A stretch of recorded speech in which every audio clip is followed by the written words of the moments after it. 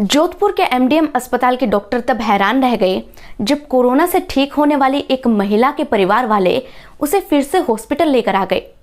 अब ENT surgeon doctors ने पूरा केस समझा और जब वो इलाज करने के लिए उसका ऑपरेशन कर रहे थे तब उन्होंने देखा कि उसकी आंखों तक फंगस चली गई है। जान बचाने के लिए आंख को पूरी तरह से निकालना पड़ा। डॉक्टर्स को पता चला कि उसे एक नई बीमारी ने जकड़ लिया है जिसका नाम है ब्लैक फंगस। दोस्तों, इस खतरनाक बीमारी का नाम सुनते ही शरीर में झुरझुरी से पैदा हो जाती है। ये तो हमने भी सुना है कि खाने पीने की चीजों को फंगस लग जाती है और वो खराब हो जाती है, लेकिन फंगस शरीर में फैलकर इस तरीके से जान लेने लगेगी, इसका अंदाजा तो डॉक्टर्स को भी नहीं था। अब हर किसी के मन में सवाल ये आता है कि इस ब्लैक फंगस का कोरोना से क्या लेना देना है? क्या ये जानलेवा है? नमस्कार दोस्तों, मैं हूं अंशिका सारडा और जवाब ये है कि ब्लैक फंगस बिल्कुल जानलेवा है, लेकिन इससे बचा जा सकता है अगर वक्त पर इसे पहचान लिया जाए तो।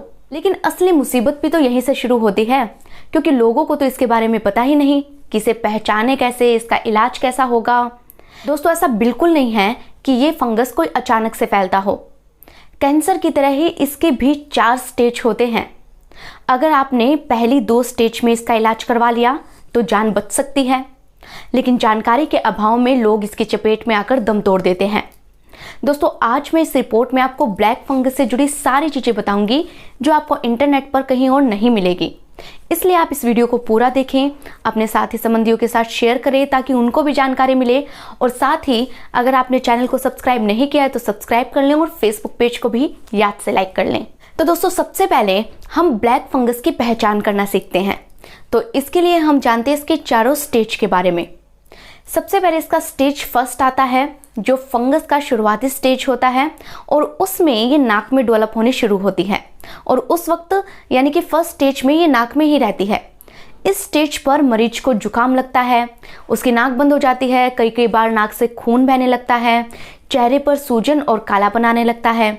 ज़्यादातर लोग इसे कोरोना के ही शुरुआती लक्षण समझ लेते हैं और इस वजह से वो इस पर ध्यान नहीं देते, जिससे ये पहुंच जाता है दूसरे स्टेज पर, यानी कि स्टेज नंबर 2। इस स्टेज पर फंगस नाक से साइनस में पहुंच जाता है और आंख की जो नस साइनस से होते हुए ब्रेन में जाती है ना, वो भी इससे ब्लॉक हो जाती है। इसी स्टेज पर आंखों में दर्द होने लगता है, सूजन आ जाती है, यहाँ तक कि आंखों की रोशनी भी कमजोर हो जाती है। इस स्टेज पर अगर किसी ने ध्यान दे लिया तो ठीक है, डॉक्टर आपको फिर भी बचा सकते हैं, लेकिन अगर लापरवाही की तो फिर ये फंगस पहुंच जाएगा स्टेज नंबर 3 तक। अब इस स्टेज में होता क्या है कि वायरस चला जाता है आंख के अंदर, साथ ही ये फेफड़े में भी जा सकता है, यानी बहुत ही तेजी से ये वायरस फैलता है। इससे मरीज की आंखें बंद होने लग जाती है, वो चाहकर भी अपनी आंखें हिला नहीं सकता, उसे दिखना भी बंद हो जाता है। साथ ही फेफड़ों में फंगस के जाने से खांसी और जकड़न की परेशानियां भी पैदा हो जाती है। और अब आता है स्टेज नंबर 4, यानी कि लास्ट स्टेज। अगर अब भी आपने सही से इलाज नहीं करवाया है या फिर मरीज की इम्यूनिटी बहुत ही ज़्यादा कमज़ोर है तो ये वायरस जाता है ब्रेन में। इससे मरीज को बेहोशी होने लगती है, दिमाग से जुड़ी कई दिक्कतें होने लगती है और इस स्टेज पर ज़्यादातर लोग दम तोड़ देते हैं। तो दोस्तों, कैंसर की तरह ही ये जो ब्लैक फंगस है इसके 4 स्टेज है और आपने इन्हें समझ लिया है, लेकिन इनमें फ़र्क ये है कि ये जो ब्लैक फंगस है वो बहुत ज़्यादा जल्दी फैलती है। यानी कि कैंसर का दूसरा स्टेज अगर 30 दिनों में आ रहा है तो ब्लैक फंगस का स्टेज 5 ही दिन में आ जाएगा। इसलिए समय पर इलाज मिलना काफ़ी ज़रूरी है। अब दोस्तों, अगला सवाल ये आता है कि ये किसको होता है और कोरोना के मरीजों में ये कहाँ से आया, क्योंकि पिछली बार तो हमने ब्लैक फंगस का नाम भी नहीं सुना था और इस बार ये क्यों हो रहा है। तो दोस्तों, ब्लैक फंगस एक जीवाणु से फैलता है जिसका नाम है म्यूकरमाइकोसिस। ये जीवाणु आमतौर पर मिट्टी, हवा और खाने में रहता ही है, इसे हम देख नहीं पाते लेकिन ये मौजूद रहता है। पर हमारी इम्यूनिटी इतनी मजबूत होती है कि ये इन्फेक्शन फैला ही नहीं सकता, यानी कि ये इतना ताकतवर नहीं होता कि ये किसी को संक्रमित कर दे। इसे तो कोरोना ने ताकत दी है। इसे आप ऐसे समझ सकते हैं कि कोरोना का वायरस जब शरीर में जाता है तो हमारा इम्यून सिस्टम उससे लड़ाई करता है। अब कोरोना और इम्यून सिस्टम में लड़ाई हो रही है, लेकिन फिर भी अगर इन्फेक्शन फैलता है तो मरीज को स्टेरॉइड्स दिए जाते हैं। ये दवाएं जो होती है वो इन्फेक्शन से तो लड़ती है, लेकिन इम्यून सिस्टम को ये कमजोर कर देती है। अब अगर इस दौरान फंगस भी शरीर में चला गया तो एक दूसरी लड़ाई भी शुरू हो जाती है। इसे ऐसे समझ सकते हैं कि कोरोना के साथ ही ब्लैक फंगस भी इम्यून सिस्टम से लड़ने लगता है। इधर स्टेरॉइड्स ने इम्यून सिस्टम को पहले ही कमजोर कर दिया है। अब इस लड़ाई का सारा फायदा ब्लैक फंगस ले जाता है और ये शरीर में तेजी से फैलने लगता है। तो दोस्तों, इससे हमारी ही लापरवाही लेकर आई है। आपने ये देखा होगा कि इस बार जो कोरोना हो रहा है उसकी वजह से मरीज का ऑक्सीजन लेवल जो है वो नीचे चला जाता है। अब उनको ज़रूरत पड़ती है ऑक्सीजन की, और ये इन्फेक्शन भी वहीं से आता है। होता यह है कि ऑक्सीजन सिलेंडर और कंसंट्रेटर को यूज़ करते समय डिस्टिल वाटर की ज़रूरत होती है। डिस्टिल वाटर वो भाप होती है जिसे पानी में बदला जाता है, यानी कि पहले पानी को गर्म किया, उससे जो भाप बनती है उसे ही पानी में तब्दील किया जाता है। उसे डिस्टिल वाटर कहते हैं और ये काफ़ी शुद्ध होता है। और जब भी ऑक्सीजन सिलेंडर लगाते हैं तब इसी वाटर का यूज़ करते हैं। लेकिन इस बार अस्पतालों में जैसे जैसे मरीजों की संख्या बढ़ी, हॉस्पिटल स्टाफ पर काम का प्रेशर बढ़ गया और कई हॉस्पिटलों में लापरवाही की वजह से, या फिर यूँ कहें कि जल्दबाजी में, डिस्टिल वाटर की जगह साधारण पानी का इस्तेमाल कर लिया गया।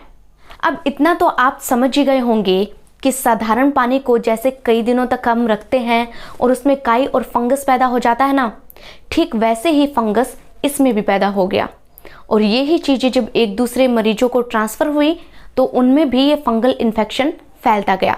साफ सफाई की कमी ने इसे और बढ़ा दिया और ये महामारी बन गया। अब दोस्तों, अगला सवाल ये है कि ये इन्फेक्शन किसे हो सकता है? तो जवाब है कि ये किसी को भी हो सकता है, क्योंकि कोरोना खत्म करने के लिए स्टेरॉइड्स का इस्तेमाल तो हर कोई कर रहा है। बाजार में भी काफ़ी सारे स्टेरॉइड्स बिक रहे हैं। अब जो एक अच्छा डॉक्टर होता है ना, वो ज़रूरत पड़ने पर ही इन स्टेरॉइड्स का यूज़ करने की सलाह देता है, क्योंकि वो जानता है कि ये इम्यून सिस्टम पर बुरा असर डालते हैं। लेकिन कई डॉक्टर्स ऐसे हैं जो इलाज के पहले दिन से ही स्टेरॉइड्स देने लगते हैं। ऐसे मरीजों का इम्यून सिस्टम जल्दी कमज़ोर हो जाता है जो पहले दिन से ही स्टेरॉइड्स ले रहे हैं, और फिर ये ब्लैक फंगस उन पर अटैक कर देता है और उन्हें संक्रमित कर देता है। वहीं दूसरा इसका सबसे बड़ा कारण है डायबिटीज़। दोस्तों, दरअसल होता ये है कि हमारे शरीर में जिंक नाम का एक तत्व होता है जो कि इन्फेक्शन से लड़ने में इम्यून सिस्टम की मदद करता है, उसको ताकत देता है। लेकिन जिन लोगों को डायबिटीज़ होता है उनमें जिंक की पहले से ही कमी होती है। जिंक की कमी से ब्लैक फंगस बहुत ही ज़्यादा मजबूती से शरीर पर अटैक करती है और तेजी से फैलकर ये मरीजों को खत्म कर देती है। अब डायबिटीज़ वाले तो इसकी चपेट में आ ही सकते हैं। इसके अलावा अगर आपको पहले से ही कोई बीमारी है और फिर आपको कोरोना हो गया है तो भी ब्लैक फंगस की चपेट में आप आ सकते हैं। कुल मिलाकर जिन लोगों का इम्यून सिस्टम किसी भी वजह से कमज़ोर है ना, उन्हें इस बीमारी का खतरा सबसे ज़्यादा है। दोस्तों, आपको बता दूं कि ब्लैक फंगस के होने पर anti fungal injection amphotericin B लगाया जाता है। एक दिन में ये 4 से 5 इंजेक्शन लगते हैं और एक मरीज को ये इंजेक्शन करीब 10 से 15 दिन लगते हैं। मरीजों की संख्या बढ़ने के कारण अब ये इंजेक्शन भी बाजार में आसानी से नहीं मिल रहा है, जैसे कि रेमडेसिविर और ऑक्सीजन नहीं मिल रही। इस इंजेक्शन की भी कालाबाजारी शुरू हो गई है। सस्ते में मिलने वाला ये इंजेक्शन अब 3 से 7,000 रुपए का मिल रहा है। ब्लैक फंगस से एक मरीज को बचाने के लिए 15 दिन तक 4 से 5 इंजेक्शन लगते हैं और ये इंजेक्शन करीब 2.5-3 लाख रुपए के पड़ जाते हैं।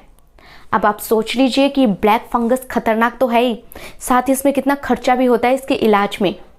और इस इंजेक्शन की तो अब कालाबाजारी भी शुरू हो गई है। तो अभी ये 4-5 हज़ार में मिल भी रहा है, आने वाले वक्त में क्या पता ये 30-30, 40-40 हज़ार में मिले। तो ये ज़रूरी है कि इस बीमारी के बारे में जागरूक होकर इसके बारे में जाना जाए और इससे बचा जाए, क्योंकि इसका इलाज करवाना भी उतना ही मुश्किल है जितना इससे बच पाना। तो दोस्तों, अब तक आप ये समझ गए होंगे कि ये बीमारी काफ़ी महंगी है, खर्चीली है और इसका इलाज जो है वो बहुत ही मुश्किल है। तो इसके लिए आपको ये ज़रूरी है कि आप खुद को इससे बचा कर रखें। लेकिन इससे बचेंगे कैसे? इससे बचने के लिए ये ज़रूरी है कि आप खुद को कोरोना से बचाएं, मास्क लगा कर रखें और वैक्सीन भी जल्द से जल्द लगवा लें। अगर फिर भी कोरोना हो गया है तो ब्लड शुगर के लेवल को चेक करते रहें, हेल्दी डाइट लें, साफ सफाई का पूरा ध्यान रखें, इलाज के दौरान स्टेरॉइड्स का यूज़ कम से कम करें। ब्लैक फंगस से बचने के लिए बहुत ज़रूरी है कि ऑक्सीजन मशीन और सिलेंडर के साथ जुड़े उपकरणों को रोजाना साफ किया जाए और उनमें डिस्टिल वाटर का ही इस्तेमाल हो। कोरोना होने के बाद 25 दिनों तक ये खतरा रहता है कि आपको ब्लैक फंगस हो सकता है, इसलिए 25 दिन तक आप बिल्कुल सतर्क रहें। अगर 25 दिनों में आपका चेहरा सूज जाता है, आपके दांत गिरने लग जाते हैं, या फिर मुंह में खून आने लगता है, या फिर नाक में खून आने, चेहरे में सुन्नपन आने जैसे लक्षण आपको दिखाई दे, तो आप तुरंत डॉक्टर के पास जाएं। ट्रीटमेंट को रोजाना फॉलो करें और अगर सही समय पर आप हॉस्पिटल पहुंच जाते हैं ना, तो ब्लैक फंगस को आप मात दे सकते हैं। लेकिन दोस्तों, असली दिक्कत ही तो यहाँ है, कुछ लोग कोरोना में खुद ही डॉक्टर बन जाते हैं। बिना काम के वो पहले ही दिन से स्टेरॉइड्स लेने लगते हैं। लेकिन कई केस में ये देखा गया है कि स्टेरॉइड्स फायदा कम और नुकसान ज़्यादा पहुंचाते हैं। इसलिए जब तक आपके डॉक्टर आपको सलाह नहीं देते, तब तक आप स्टेरॉइड्स बिल्कुल ना लें। उम्मीद करती हूँ कि आपको ब्लैक फंगस के बारे में सब कुछ समझ आ गया होगा। अगर आपका कोई सवाल है तो आप मुझे कमेंट करके पूछ सकते हैं। दोस्तों, जानकारी के अभाव में लोग इस इन्फेक्शन का शिकार हो रहे हैं और राजस्थान और हरियाणा में तो केस इस कदर बढ़ रहे हैं कि इसे महामारी घोषित कर दिया गया है। देश के दूसरे राज्यों में भी इसके केस तेजी से सामने आ रहे हैं। इसलिए इस रिपोर्ट को जरूर शेयर करें ताकि दूसरे लोगों को भी इसके बारे में जानकारी मिल सके, वो समय रहते सतर्क हो जाएं और अपना इलाज करवा पाएं। दोस्तों, आपके लिए ऐसे ही जरूरी वीडियो मैं लेकर आती रहूंगी। ये वीडियो अगर आपको पसंद आया हो तो मेरे चैनल को याद से सब्सक्राइब कर लें। अपना ख्याल रखें, स्वस्थ रहें। धन्यवाद।